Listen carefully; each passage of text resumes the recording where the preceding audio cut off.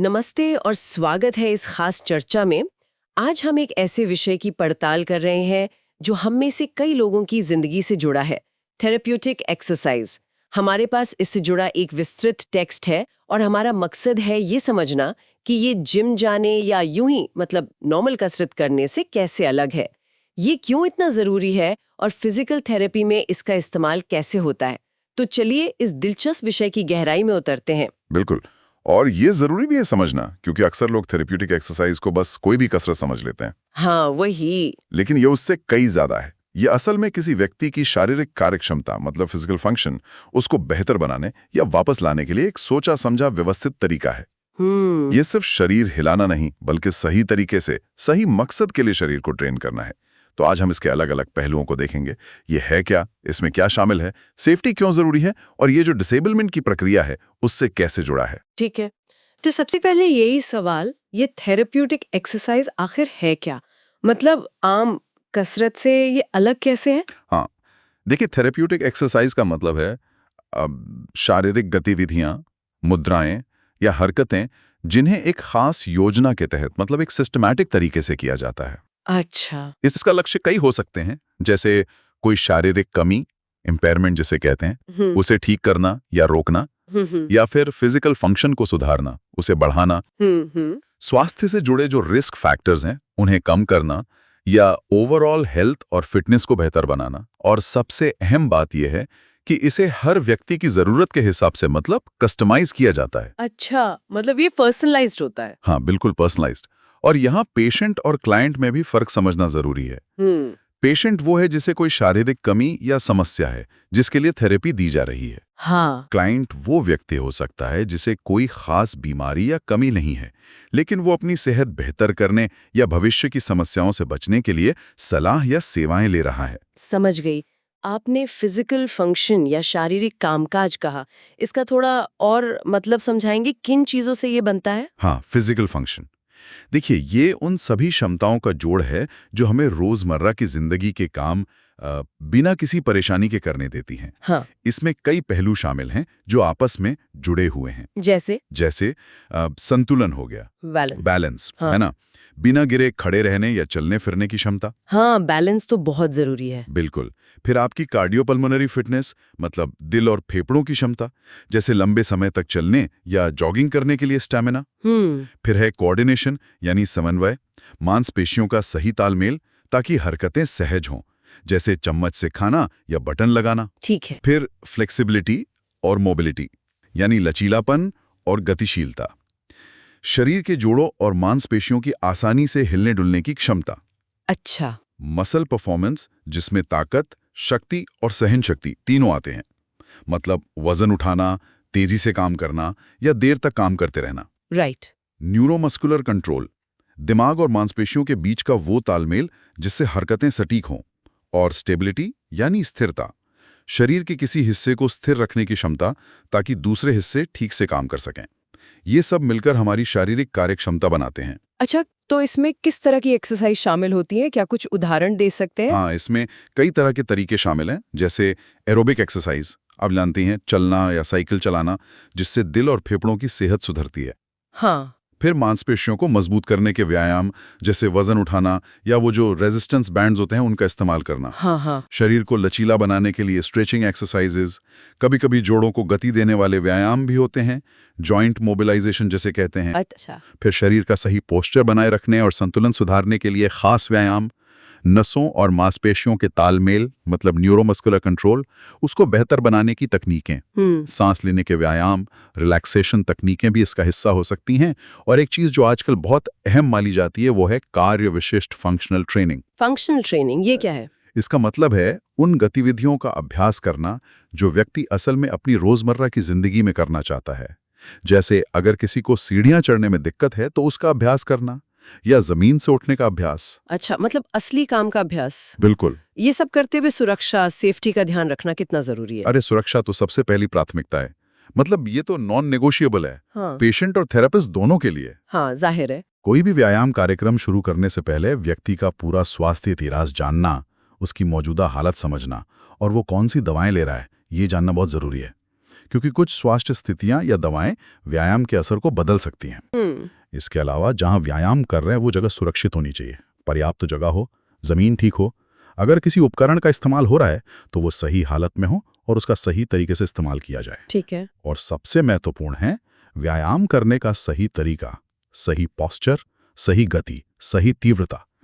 गलत तरीके से करने पर फायदे की जगह नुकसान हो सकता है। सही बात है। और शरीर के संकेतों को समझना भी जरूरी है, जैसे थकान या दर्द होने पर रुकना, आराम करना, ये सब सेफ्टी में ही आता है। चलिए अब एक और दिलचस्प पहलू पर बात करते हैं।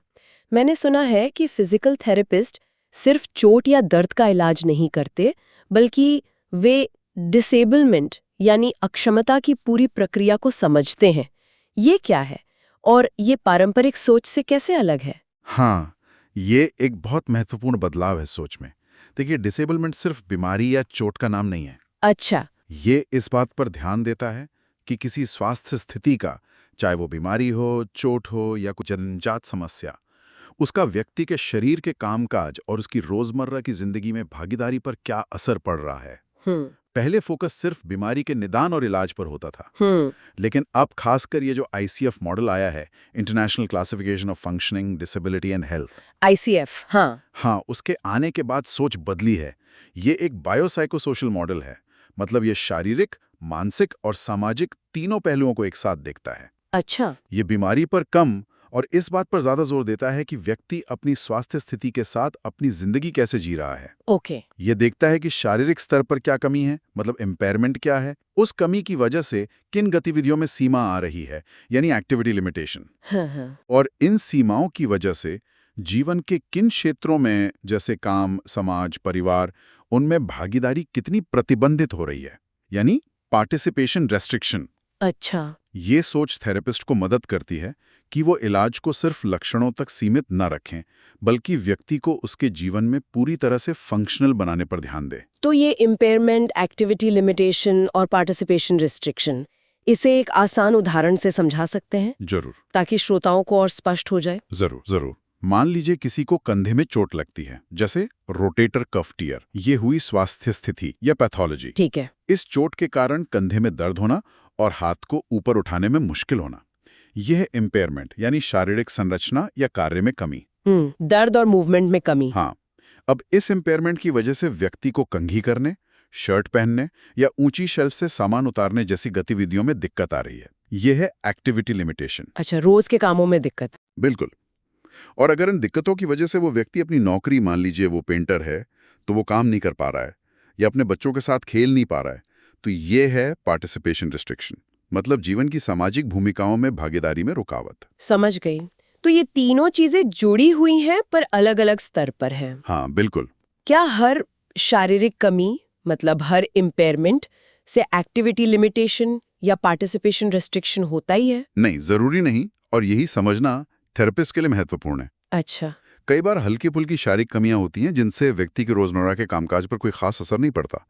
थेरेपिस्ट का काम यह पहचानना है कि कौन सी कमियां वास्तव में व्यक्ति की फंक्शनल गतिविधियों को प्रभावित कर रही हैं या भविष्य में कर सकती हैं, और फिर उन्हीं पर ध्यान केंद्रित करना है।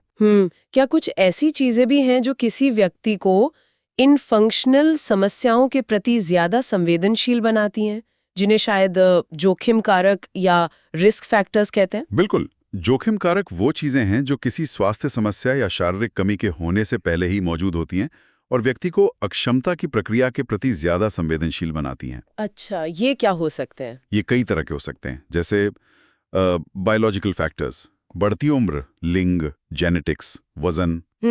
फिर व्यवहार और जीवन शैली से जुड़े कारक, जैसे सेडेंटरी लाइफस्टाइल, मतलब कम चलना फिरना, धूम्रपान, खानपान की आदतें, तनाव। हाँ, लाइफस्टाइल तो बहुत असर डालता है। बिल्कुल। फिर भौतिक वातावरण भी है, जैसे घर या काम करने की जगह पर असुरक्षित माहौल, खराब एर्गोनॉमिक्स, जैसे कुर्सी या डेस्क की गलत ऊंचाई। और सामाजिक आर्थिक कारक भी, जैसे कम आय, शिक्षा का स्तर, स्वास्थ्य सेवाओं तक पहुंच की कमी, सामाजिक समर्थन की कमी। अच्छा। थेरेप्यूटिक एक्सरसाइज इन जोखिम कारकों को कम करके अक्षमता को रोकने, मतलब प्रिवेंशन में भी मदद कर सकती है, चाहे वो समस्या होने से पहले हो, प्राइमरी प्रिवेंशन, या समस्या शुरू होने के बाद उसे बढ़ने से रोकना हो, सेकेंडरी प्रिवेंशन, या फिर मौजूदा अक्षमता के प्रभाव को कम करना हो, टर्शरी प्रिवेंशन। ठीक है, तो थेरेपिस्ट इन सब बातों को ध्यान में रखकर मरीज की मदद कैसे करते हैं? क्या इसका कोई व्यवस्थित तरीका, कोई प्रोसेस होता है? हाँ बिल्कुल, इसे पेशेंट मैनेजमेंट मॉडल कहा जा सकता है, जो एक व्यवस्थित प्रक्रिया है। ये एक तरह की यात्रा है मरीज के साथ। यात्रा कैसे? इसके कुछ मुख्य चरण हैं। पहला है परीक्षण, एग्जामिनेशन। इसमें सबसे पहले मरीज को समझना होता है, उनसे बातचीत करना, उनकी पूरी हिस्ट्री लेना, उनके शरीर की मुख्य प्रणालियों की जांच करना और फिर स्पेसिफिक टेस्ट और मेजरमेंट्स करना। अच्छा, तो परीक्षण में क्या-क्या करते हैं, जैसे रेंज ऑफ मोशन वगैरह? जैसे जोड़ों की रेंज ऑफ मोशन मापना, मांसपेशियों की ताकत जांचना, पोस्चर देखना, चाल का विश्लेषण करना, ये सब स्पेसिफिक टेस्ट्स में आते हैं। ओके, फिर दूसरा कदम है मूल्यांकन, इवैल्यूएशन। अब जो भी जानकारी परीक्षण से मिली है, उसका विश्लेषण करना, उसे समझना। यहाँ थेरेपिस्ट सोचते हैं कि असल समस्या क्या है, कितनी गंभीर है और इसका व्यक्ति के जीवन पर क्या असर पड़ रहा है। तीसरा है निदान, डायग्नोसिस। अब फिजिकल थेरेपी का निदान मेडिकल निदान से थोड़ा अलग होता है। हाँ, कैसे? ये मुख्य रूप से फंक्शनल समस्याओं पर केंद्रित होता है, खासकर मूवमेंट से जुड़ी समस्याओं पर। थेरेपिस्ट लक्षणों और संकेतों के पैटर्न को पहचान कर बताते हैं कि मुख्य दिक्कत कहाँ है, जैसे खराब पोस्चर या मांसपेशियों का कमजोर प्रदर्शन। ये निदान इलाज की दिशा तय करने में मदद करता है। समझ गए। इसके बाद आता है रोग का पूर्वानुमान और देखभाल की योजना, prognosis and plan of care. Prognosis मतलब ये अनुमान लगाना कि मरीज कितना और कितने समय में बेहतर हो सकता है। अच्छा। फिर मरीज के साथ मिलकर लक्ष्य तय किए जाते हैं, ऐसे लक्ष्य जो मापने योग्य हों और मरीज के लिए मायने रखते हों, जैसे बिना दर्द के 10 मिनट चल पाना या अपना काम फिर से शुरू कर पाना। हाँ, पेशेंट सेंटर्ड गोल्स। बिल्कुल। और इसी आधार पर देखभाल की पूरी योजना बनती है। कौन सी एक्सरसाइज होंगी, कितनी बार होंगी, कब तक चलेंगी। ठीक है, और फिर आता है इलाज। हाँ, 5वां कदम है हस्तक्षेप, इंटरवेंशन। अब योजना को अमल में लाया जाता है। इसमें therapeutic exercise, functional training, manual therapy, मरीज को एजुकेट करना, ये सब शामिल हो सकता है। और छठा और आखिरी कदम है परिणाम, आउटकम्स। मतलब ये देखना कि इलाज से कितना फायदा हुआ, क्या लक्ष्य हासिल हुए। और ये सिर्फ अंत में नहीं होता, बल्कि इलाज के दौरान लगातार चलता रहता है, ताकि जरूरत पड़ने पर योजना में बदलाव किया जा सके। आपने हस्तक्षेप में फिर से कार्य विशिष्ट फंक्शनल ट्रेनिंग का जिक्र किया। ये सुनने में वाकई काफी दिलचस्प लग रहा है। इसका मतलब ये हुआ कि सिर्फ मान लीजिए पैर की मांसपेशी को मजबूत करना काफी नहीं है अगर दिक्कत सीढ़ी चढ़ने में है। हाँ, बिल्कुल सही पकड़ा आपने। ये आजकल थेरेपी का एक बहुत अहम हिस्सा बन गया है। पहले शायद जोर सिर्फ इस पर होता था कि भाई कमजोर मांसपेशी है, उसे मजबूत कर दो, या जोड़ जाम है तो उसे खोल दो। हाँ। लेकिन अब समझा गया है कि सिर्फ अलग अलग हिस्सों को ठीक करना काफी नहीं है। शरीर को उन कामों के लिए प्रशिक्षित करना जरूरी है जो उसे असल जिंदगी में करने हैं। अच्छा। तो आपके उदाहरण पर वापस आते हैं। अगर किसी को सीढ़ियां चढ़ने में दिक्कत है, तो सिर्फ पैर की मांसपेशियों की कसरत कराने के बजाय उन्हें असल में शायद थोड़ा सहारा लेकर या कम वजन के साथ सीढ़ियां चढ़ने का अभ्यास कराना ज्यादा फायदेमंद हो सकता है। इसी को कार्य विशिष्ट मतलब टास्क स्पेसिफिक ट्रेनिंग कहते हैं। उसे सही तरीके से सीखना और करना भी उतना ही जरूरी है। यहीं पर शायद मोटर लर्निंग यानी मूवमेंट सीखने की प्रक्रिया का सिद्धांत काम आता है। ये क्या है? बिल्कुल सही कहा आपने। मोटर लर्निंग ये एक जटिल आंतरिक प्रक्रिया है। इसके जरिए हमारा दिमाग और शरीर अभ्यास के माध्यम से किसी नए मूवमेंट या स्किल को सीखते हैं और उसे याद रखते हैं ताकि वो स्थायी बन जाए। ये सिर्फ एक बार करके देख लेने हैं, मतलब परफॉर्मेंस से अलग है। लर्निंग का मतलब है कि आप उस स्किल को बाद में भी कर सकते हैं और शायद अलग अलग परिस्थितियों में भी इस्तेमाल कर सकते हैं। जैसे साइकिल चलाना सीखना। हाँ, बिल्कुल सही उदाहरण। शुरू में प्रदर्शन खराब होता है, गिरते हैं, लेकिन धीरे धीरे सीख जाते हैं और फिर वो स्किल स्थायी हो जाती है। आप बिना सोचे समझे चला लेते हैं। तो जब कोई मरीज थेरेपी में कोई नया व्यायाम या मूवमेंट सीख रहा होता है, तो इस मोटर लर्निंग के कौन से सिद्धांत काम आते हैं? सीखने को बेहतर कैसे बनाया जा सकता है? यहाँ 2 चीजें सबसे महत्वपूर्ण हैं, अभ्यास, प्रैक्टिस, और फीडबैक। अभ्यास और फीडबैक, ठीक है। अभ्यास के बारे में सोचें तो ये सिर्फ बार बार करने से कहीं ज्यादा है। कैसे अभ्यास करते हैं ये मायने रखता है। कैसे? मतलब जैसे क्या किसी जटिल काम को टुकड़ों में तोड़कर अभ्यास करना बेहतर है, जिसे पार्ट प्रैक्टिस कहते हैं, या पूरा एक साथ होल प्रैक्टिस? ये टास्क पर निर्भर करता है। अच्छा। व्हीलचेयर से उठने जैसे काम को शायद टुकड़ों में सीखना आसान हो, लेकिन चलने जैसे लयबद्ध काम को पूरा एक साथ अभ्यास करना बेहतर है। और एक और बात, क्या एक ही चीज को बार बार दोहराना, ब्लॉक्ड प्रैक्टिस बेहतर है, या अलग अलग चीजों को मिला जुलाकर अभ्यास करना, रैंडम प्रैक्टिस? हाँ, ये भी एक सवाल है। तो रिसर्च ये बताती है कि शुरू में एक ही चीज दोहराने से परफॉर्मेंस तेजी से सुधरता है, लेकिन मिला जुलाकर अभ्यास करने से, मतलब रैंडम प्रैक्टिस से, स्किल ज्यादा पक्की होती है और उसे नई परिस्थितियों में इस्तेमाल करना आसान होता है, भले ही शुरू में सीखना थोड़ा मुश्किल लगे। अच्छा, ये तो इंटरेस्टिंग है। मतलब वेरिएशन जरूरी है। हाँ, वेरिएशन रिटेंशन और ट्रांसफर के लिए बेहतर है। और शारीरिक अभ्यास तो जरूरी है ही, लेकिन कभी-कभी सिर्फ मन में उस मूवमेंट को दोहराना, मतलब मेंटल प्रैक्टिस या विजुअलाइजेशन, वो भी सीखने में मदद कर सकता है। मेंटल प्रैक्टिस भी? वाह। और फीडबैक का क्या रोल है? जैसे थेरेपिस्ट का बताना कि आप सही कर रहे हैं या यहाँ थोड़ा सुधार करें। फीडबैक दूसरा सबसे महत्वपूर्ण कारक है। ये वो जानकारी है जो सीखने वाले को अपने प्रदर्शन के बारे में मिलती है। ये अंदरूनी भी हो सकती है, जैसे शरीर खुद महसूस करता है मूवमेंट कैसा हुआ। हाँ, इंट्रिंसिक फीडबैक। हाँ, इंट्रिंसिक। और बाहरी भी हो सकती है, जैसे थेरेपिस्ट का बताना, शीशे में देखना या किसी मशीन से संकेत मिलना। ये ऑग्यूमेंटेड फीडबैक है। ठीक है। अब फीडबैक कैसे दिया जाता है ये भी बहुत मायने रखता है।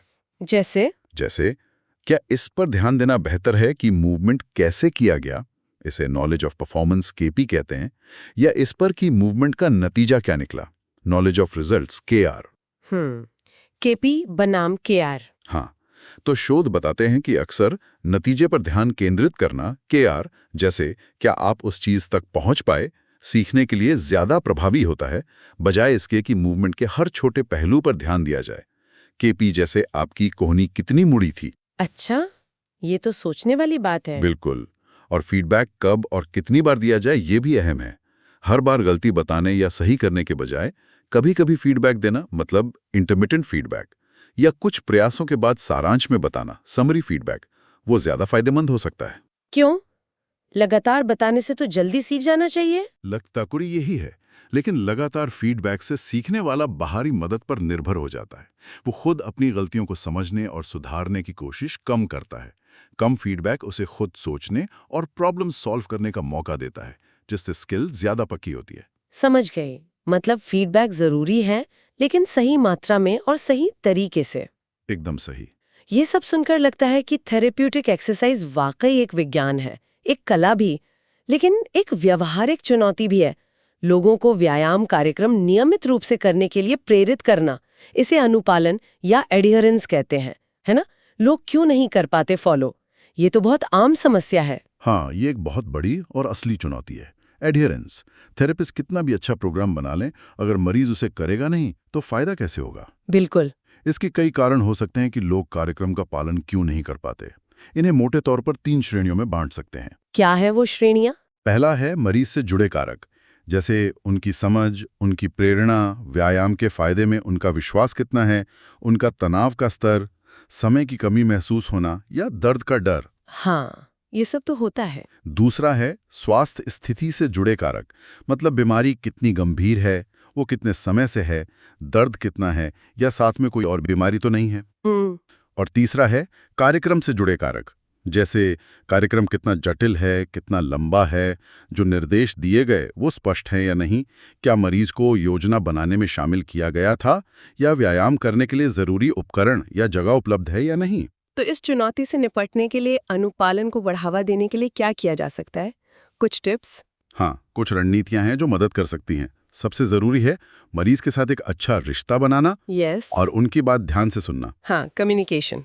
हाँ, उनके विश्वासों और चिंताओं को समझना, उन्हें ये समझने में मदद करना कि ये व्यायाम उनके लिए व्यक्तिगत रूप से क्यों फायदेमंद हैं और उनके लक्ष्यों को पाने में कैसे मदद करेंगे। मतलब क्यों समझाना जरूरी है? बिल्कुल, हर व्यायाम का कारण और महत्व समझाना, उन्हें कार्यक्रम की योजना बनाने में शामिल करना, ताकि उन्हें लगे कि ये उनका कार्यक्रम है, सिर्फ थोपा हुआ नहीं। हाँ, ओनरशिप वाली फीलिंग। हाँ, कार्यक्रम को यथासंभव सरल और संक्षिप्त रखना, ऐसे तरीके खोजना जिनसे व्यायाम को उनकी रोजमर्रा की दिनचर्या में शामिल किया जा सके। अच्छा। उन्हें अपनी प्रगति को ट्रैक करने के लिए प्रोत्साहित करना, जैसे कोई लॉग बुक रखना, इससे मोटिवेशन मिलता है। हाँ, प्रोग्रेस देख के अच्छा लगता है। और सबसे जरूरी, उनकी राह में आने वाली बाधाओं को पहचानना, जैसे समय की कमी, दर्द या बोरियत, और मिलकर उनका समाधान खोजना या कार्यक्रम में जरूरी बदलाव करना। फ्लेक्सिबल होना जरूरी है। बहुत बढ़िया। तो आज की इस पूरी चर्चा से क्या सार निकलता है? मेरे लिए तो ये बिल्कुल स्पष्ट हो गया है कि थेरेप्यूटिक एक्सरसाइज सिर्फ कुछ गिनी चुनी कसरतें नहीं हैं, नहीं, बिल्कुल नहीं। बल्कि एक गहरी, सोची समझी और व्यक्तिगत जरूरतों के हिसाब से ढाली गई प्रक्रिया है। इसका मुख्य ध्यान सिर्फ लक्षणों को कम करना नहीं, बल्कि व्यक्ति की कार्यक्षमता, उसके फंक्शन को बेहतर बनाना है, ताकि वो अपनी जिंदगी बेहतर तरीके से जी सके। हाँ, हमने देखा कि कैसे अक्षमता की जो आधुनिक समझ है एक व्यवस्थित मैनेजमेंट प्रोसेस है, और खासकर ये जो मूवमेंट सीखने यानी मोटर लर्निंग के सिद्धांत हैं, वो इसमें कितनी अहम भूमिका निभाते हैं। बिल्कुल। और यहाँ एक विचारणीय बात शायद ये है, हम अक्सर व्यायाम को सिर्फ एक शारीरिक क्रिया मानते हैं। हाँ, ज्यादातर तो यही सोचते हैं। लेकिन जैसा हमने बात की, ये एक सीखने की प्रक्रिया भी है, खासकर जब हम कोई नया मूवमेंट या स्किल सीख रहे हो। तो अगली बार जब कोई श्रोता कोई नया शारीरिक कौशल सीखने की कोशिश करे, चाहे वो थेरेपी का हिस्सा हो, कोई नया खेल हो या डांस का कोई स्टेप हो, तो एक पल रुककर सोचें, आपका दिमाग उस मोमेंट को कैसे समझ रहा है? क्या आप उसे टुकड़ों में सीख रहे हैं या पूरा एक साथ? आपको किस तरह के फीडबैक से ज्यादा मदद मिल रही है? नतीजे पर फोकस करने से या तरीके पर? क्या आप अभी सीखने के शुरुआती अनाड़ी चरण में हैं, या मूवमेंट थोड़ा सहज हो गया है, या फिर वो लगभग अपने आप हो रहा है? अच्छा। ये आत्म जागरूकता शायद सीखने की प्रक्रिया को और भी प्रभावी बना सकती है, चाहे लक्ष्य कुछ भी हो। ये एक बहुत ही दिलचस्प नजरिया है सोचने के लिए। इस गहरी और ज्ञानवर्धक चर्चा के लिए